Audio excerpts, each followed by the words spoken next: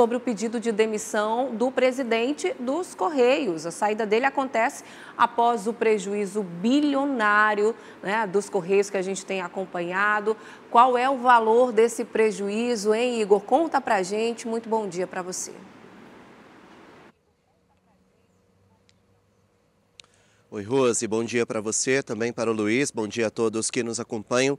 A dívida dos Correios só no primeiro trimestre deste ano ultrapassou 1 bilhão e 700 milhões de reais. É a maior dívida da história da estatal. E esse foi um dos principais motivos ao qual o Fabiano da Silva dos Santos, presidente dos Correios, pediu demissão neste fim de semana. Ele escreveu uma carta e entregou ao Palácio do Planalto, alegando os motivos pelos quais ele precisaria sair da estatal.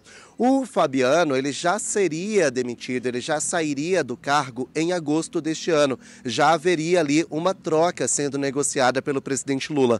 Mas diante de toda a pressão que os Correios têm vivido desde o início deste ano, então Fabiano Silva dos Santos acabou pedindo demissão antes mesmo do mandato dele na estatal acabar. Isso ocorre em meio à crise financeira que os Correios têm vivido, 1 bilhão e 700 milhões de dívida, e para reverter esse processo, para diminuir esse prejuízo, o Fabiano ele estava liderando uma verdadeira força-tarefa para tentar diminuir essa dívida, como, por exemplo, cancelar as férias de alguns funcionários, trocar o plano de saúde para coparticipação, então os funcionários dos Correios arcariam com uma parte do plano de saúde. Então ele estava ali liderando uma verdadeira força-tarefa para diminuir essa dívida de quase 2 bilhões de reais.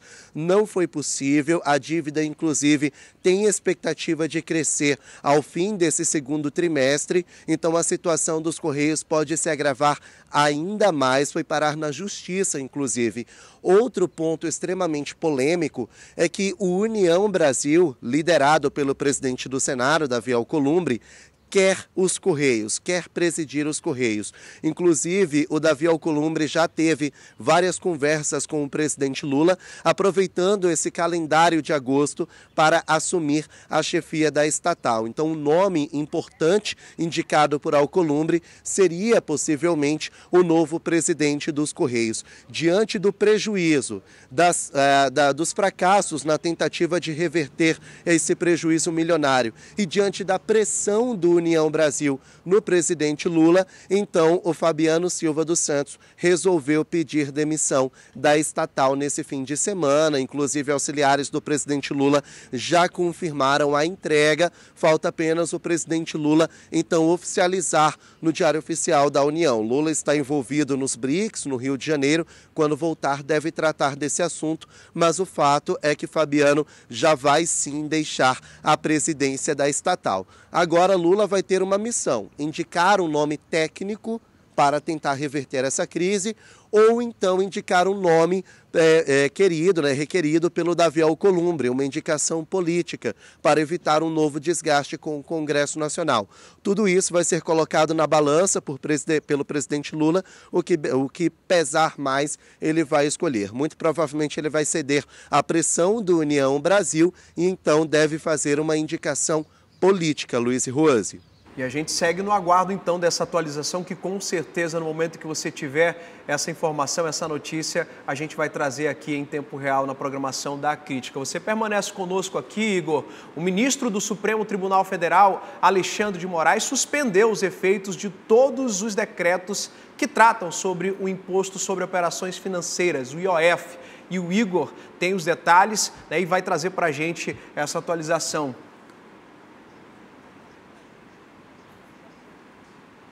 Pois é, só para a gente contextualizar, Luiz, em maio o governo federal editou um decreto que aumentava o imposto sobre operações financeiras, o IOF, de 1,8% para 3,95%. A ideia do governo é ajudar a reequilibrar as contas públicas, arrecadando por esse aumento de imposto algo em torno de 20 bilhões de reais. Só que aí a Câmara dos Deputados disse que não iria aceitar que o governo aumentasse o imposto sem rever rever os gastos públicos. Então, o Congresso aprovou um decreto legislativo que derrubava o decreto do presidente Lula. Então, um decreto acabou derrubando o outro. Foi a primeira vez em 25 anos que o Congresso Nacional fez uma manobra desse tipo. Pois bem, esse caso foi parar no Supremo Tribunal Federal e o relator foi o ministro Alexandre de Moraes. Moraes acabou determinando que, provisoriamente, nenhum decreto vai valer, nem o decreto do Congresso,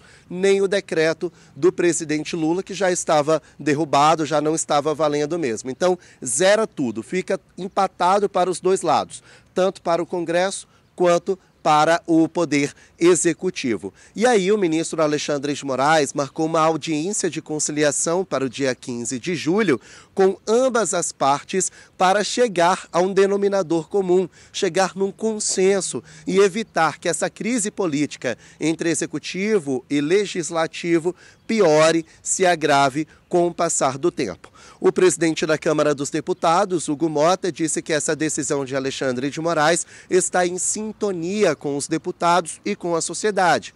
O ministro da Fazenda, Fernando Haddad, disse que nessa audiência de conciliação ele vai conseguir argumentar que, na verdade, esse aumento do IOF não é um aumento de canetada, linear, apenas do governo federal, mas que é necessário para reequilibrar as contas públicas. O fato é que Moraes foi criticado pela oposição, disse que Moraes está legislando no lugar do legislativo e tentando favorecer o poder executivo. Mas vai ter essa audiência de conciliação no dia 15 de julho para evitar essa crise política entre o Congresso e o Palácio do Planalto. A gente vai seguir acompanhando.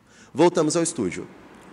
Obrigada, Igor, por essas informações. Foi uma decisão até surpreendente, né? Quem esperava, inclusive, uma decisão que favorecesse um pouco mais o governo ou que voltasse a valer a cobrança do IOF, não foi exatamente o que aconteceu, né? Agora, Alexandre de Moraes disse: vocês dois estão errados e achem uma solução. Por isso eu digo que foi uma decisão surpreendente. De toda forma, a gente precisa seguir acompanhando, porque nessa história, apesar de os dois decretos terem sido derrubados, o Congresso acabou levando a melhor, porque não tem cobrança de IOF valendo agora aqui no Brasil. Então, vamos seguir aguardando a audiência de conciliação que vai acontecer no dia 15 de julho.